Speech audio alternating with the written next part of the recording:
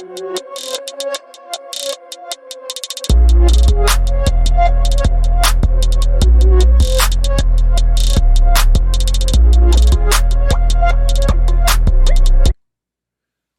everybody, thanks for tuning in. Welcome back to another fight prediction. We hope everything going well with you. We're about to take a look at a heavyweight battle here between Jared Vanderaa and Chase Sherman. And man, this one is kind of we got 12-8 here versus 15-2. And No, 15-10. I don't know why I said 50. Absolutely I clicked over and his record said 12, and I looked at the two. Okay, we got 12-8 versus 15-10. That's my fault. It's so weird. This fight is so weird. This fight is weird because you got a mixed bag of, to be honest, two guys who are on a losing streak. One guy's on a 3-fight losing streak. One guy's on a 4-fight losing streak in his second stint in the UFC. And that's no disrespect, but we're just looking at the numbers. And overall, 2-9 under the Zuffa banner. And I've noticed like neither one of them, like they can beat like the next like level of competition. Whenever they fight like the next level of competition, they typically lose. So it's kind of like and don't get me wrong, they had some tough fights, man. I mean, look, Olenek and Arlovsky and Romanov and Sergey. When Jared fought Alexei, man. You had one job to do, man, and that's not go to the ground. You had one job. And man, that was a crazy. We watched that one, bro. And he was kind of cracking Alexei at one point. Oh, absolutely. And he was cracking him and still ended up. Alexei went for a takedown, and then that was part of Alexei's game plan. Yeah, to then start all that. But then some kind of way he gave up his back. Alexei gave up on his purpose. back to Jared on purpose. On purpose. And then the fight. And we knew that was going to happen. We literally, we knew that was gonna happen because Alexei wasn't finna get no double leg takedown like Ryan Bader or nothing. Like he gave up his back on purpose, and it's crazy because and then he submitted him with a scarf hold. Man, I've never seen that before, man. Like it's kind of this rare, man. What you mean? He do that all the time. I'm saying it's kind of rare though, man. It's not like what? Which he should avoid the ground to begin with. That's what I'm saying. Like, but he gave up his back on purpose. Yeah, like he baited him into like. That's crazy, Joe. When your opponent give up one of the only more dominant position than somebody taking your back is full mount. There's no other dominant position than somebody being behind you, potentially choking you out unconscious. He gave him one of the top two most dominant positions in the fight game because he knew I'm going to still win.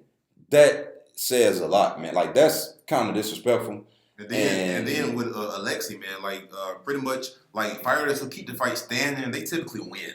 Yeah. If I'm gonna just be honest, man. So you gotta like make this fight easy, man. Like get the fight standing. So I really didn't like that IQ, man. I didn't like the IQ in that fight. I wasn't feeling that one. But like honestly, Jared, he's solid. He didn't look. That's the crazy thing. He's a solid fighter. He's not a bad fighter. He ain't great nowhere. He's good enough everywhere to be in the UFC where he is and fight at a certain level. Yeah. But at the same time, he's not necessarily great anywhere. Like he beat the dog piss out of these other people. I seen him beat one dude. I ain't gonna lie. He was kicking a dude. And every time he kicked the dude, the other guy looked at the camera and said, he was destroying it. But at this level, it's different. And then we go look at Chase Sherman. Man, when you 2-9 in the UFC, it's hard to pick you, bro. It just come down to how can you justify picking somebody who's 2-9 in the UFC? I seen one of his fights against a guy named Parker Porter, man. Yeah, that's how you watched it.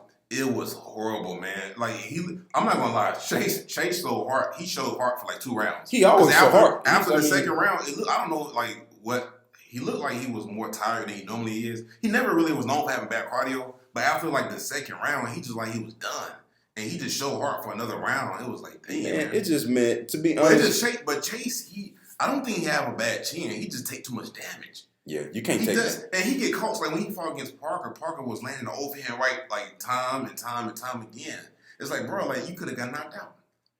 Yeah, I mean, I think at this point Jared is a better bet just because at least his fight with Andrade was a little bit like it was competitive, man. Like, don't get me wrong, he should have lost a unanimous decision. I watched that fight live. He definitely lost unanimously, but at least it was somewhat competitive. I mean, Alexander Romanov took him 2 rounds to finish him.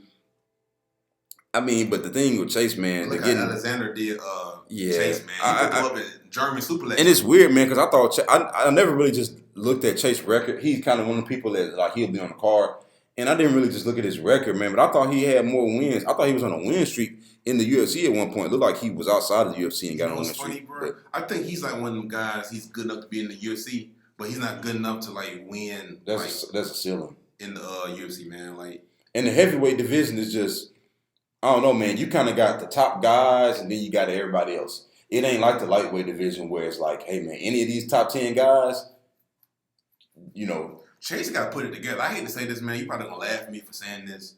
But Chase be looking good until he get caught, like, until he start taking damage. Because if you go and look at, like, even when he fought against Parker, he was looking good. Like, he had good fundamentals. Yeah, he had good fundamentals. That's when it's so confusing. When you get the pop, and then his fundamentals go straight out the drain. That's why it's so confusing because I always see a little, like, it ain't raw talent like we were talking about the boy Caio or nothing like that.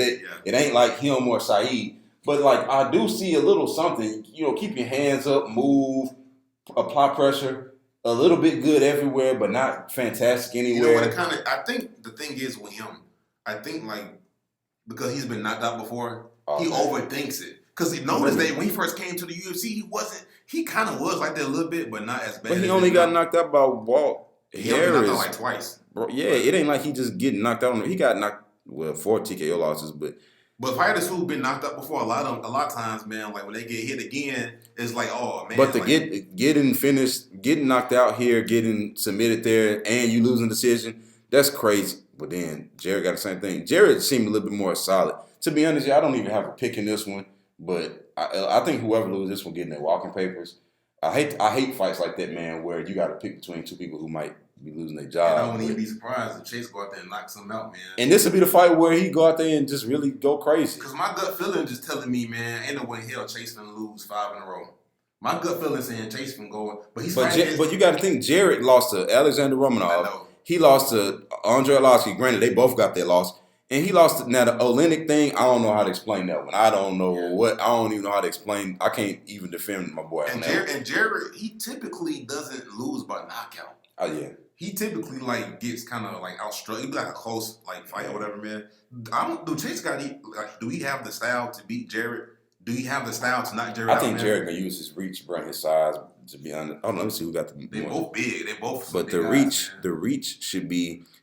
check that out for me. Where you be finding this information out? Because Jared, seeing him live, bro, like, and then he is 6'4", and they both 6'4". They're both big guys, man. But it seemed like he had real long arms. But you know, you never know, like how close. Put it up right here, man. Jared's reached 80. Chase is 78, so not really that much. It ain't really that much of a difference. Man, this fight is really too even, man. I can't really pick, to be honest. I hate that I just wasted 8 minutes of y'all time. But the thing is, Jared, look who David. He looks better against that. But look at the people. They lost to 2 or 3 day losses to the same people, bro. And then I think, Jared not as talented as Chase. I think Chase is talented, but I think Jared is more fundamental. And I think he's a little bit more mentally solid too, if that makes sense. I don't know, man. But I don't know, man. But y'all, it's a 50-50, man. We're gonna watch it and see what happens. But I can't call this one, man.